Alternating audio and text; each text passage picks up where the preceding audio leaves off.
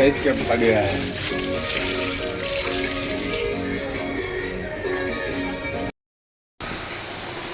Gandang hapon po pupuntahan ko yung mag-iina na pinagawan ho ni Langga Rachel ng munting tahanan nung bago siya mag-birthday kasi dapat alas na tuloy. Dapat petsa 30 o 31 nakapag-message na po sila sa akin kung nandiyan na sila kasi meron pa po tayong ipapagawa dun sa bahay nila, no?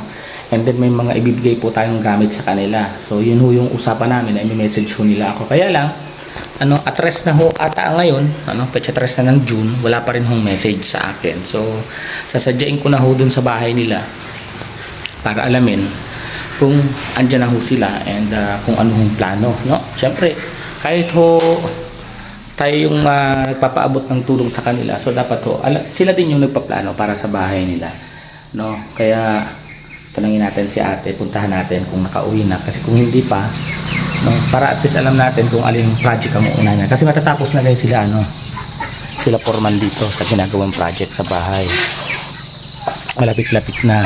So pag natapos kasi sila, posibleng yung tapusin namin yung kay ate, yung pinabahayan na yun muna unahin namin kasi malapit na rin naman. If finish kasi yun, lalagyan ng pinto yung isang side, no? Then sunod na si Ate Lea, yung pinuntahan ho natin na mag-isang babae. Ayan na, nakataas naman na yung project ni Langga Rachel, no? Yung bintana na nakaporma na yung bintana. Titibagin na lang nila yung pader sa loob, ayun, di pa natitibag. So dito, andito si Foreman. Ayan, nag-finish na din naman pala si Foreman. Finish na pala yung Puro na tayo. Nagpupuro na. Tapos ito bukas yung pupuruhin naman. Kabila. Anong plano dun pa din sa taas? Ang kasintadaan ka. Mga pirang aldaw pa yan. Kasi pala ang sunod niyan, yung kay ate na muna, pagkatapos ko. Tapusin natin yung kay ate doon. Finish lang din yan, tsaka pinto. Tapusin natin yan kasi may mga ilalagay tayong gamit. So yan guys, lapit-lapit na matapos. Naglagay din ng kaunting beam, ayun, maliit na beam. Poste na yan, wait? Poste na yung binubuhusan. So puntahan ko lang ngayon sila ate kasi walang update kung nakauwi na sila, June 3 na, magpapasok na yung mga bata. Hindi ko alam kung nakauwi. Pumunta kasi silang Pangasinan, so ako na lang yung pupunta kung ayaw nilang mag-update. May susi ganito rin kasi yung susi ko, kala ko sa akin pero tatlo siya dapat dalawa na lang yun. So tarangin natin si Pading Rinig kung sasama. Pade! Sama ka? Doon sa pinabahayan? Oo. Ano ka doon? Di kasi may message kung nakauwi na sila June 3 na. Ano?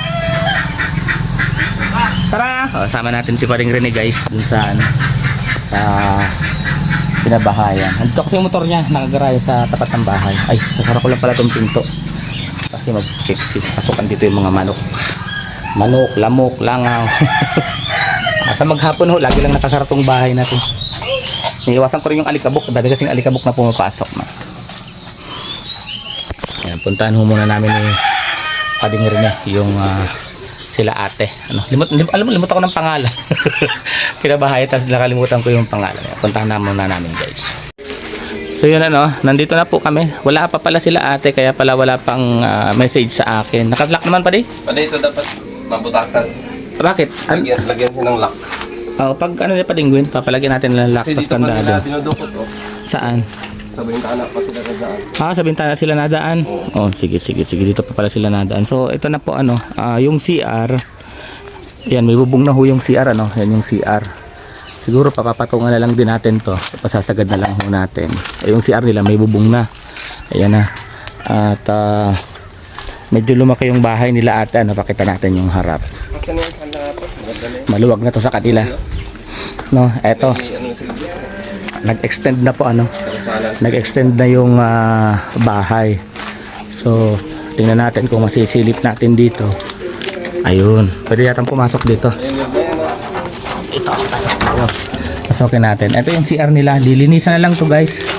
Naka-separate pa dito yung liguan. Ayan yung bowl nila. And then eto guys, ito siguro ito papatanggal ko itong para may pinto dito, no? Para hindi na sila umiikot. Patatanggal natin tong kabila na to. Tapos yan, ipasasagad, then finish na rin ho to, no? Itong gilid na itong isa. Pati-finish na natin ito lahat. No, sana hindi na umabot ng 10,000 yung magagastos natin dito. Kasi puro finishing na rin naman lang.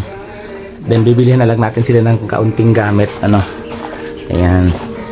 Kasi may nauna naman na ho tayong binili ditong mga utensils, no? Pang kusina. Nauna na ho yun. Ayan. Kaya pala wala pa sila dito. Wala pa palang chat kasi wala pa. Bumabiyahe pa raw. Ano. Ayan, maganda na ho. Ano, maganda na. Then, yung kalananay, naayos na din, oh. Napalitan na ng, ano, plywood. Ayan. And, yung puno ng nyug dito, guys, yun na yung pinutol. At yun na ho yung ginamit dyan kila ate, dun sa extension. Ano. Pauwi pa lang daw sila ate. So, ayan. Antayin na lang natin silang makauwi bago ulit tayo babalik dito. Siguro mga June 5, dito na raw sila ate. Tayin lang ho natin bago natin ito ipagawa kasi much better kung nandito sila, no? Ayan ho. Nakauwi na ho kami, ano? Galing na kami doon.